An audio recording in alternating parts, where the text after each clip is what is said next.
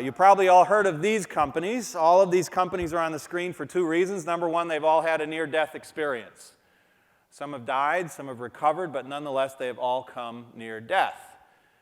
And second, they're all on the screen because they were all the very best company on the planet in what they did for decades.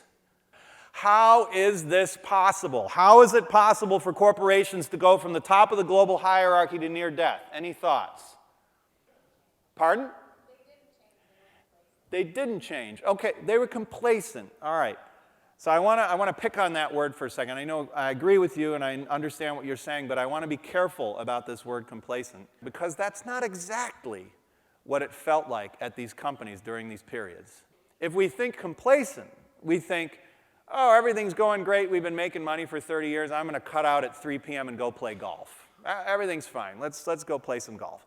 But that's not what was going on. Do you think people here were working hard? I think they were. Do you think there were smart people at these companies? Absolutely.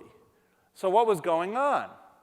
Number one is the big sucking sound, to use Ross Perot's kind of the core business. Because all the power is in the core business, because you make all your money in the core business, and you've been doing it for 30 years. So you have 30 years of data that prove that doing this creates money. Now, one of you jokers goes to the office with a new idea. How many years of data do you have to prove that that's going to work? Right? Nada. So this is part of the problem. What was going on at most of these companies, you make money for 30 years, everything's great, working hard, and then along comes the first quarter where you're not going to quite hit your numbers. And you, for the first time, get the memo from the CFO's office, we're not going to quite hit our numbers, oh my gosh, what do we do?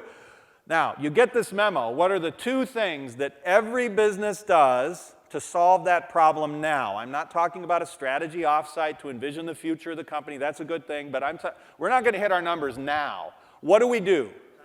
Cut expenses, that's number one, but there's something else. You go to your sales team, your BD group, and you say, anything you can do to get revenues now, get it now.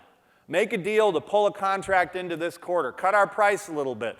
If you can increase price in the near term, well, do that. That's a tough proposition, but whatever it is, sell more, cut more. Because any business is just revenue and profitability, revenue and cost, right?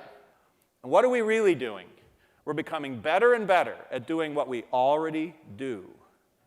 The problem is, when the paradigm is changing, that ain't going to work anymore.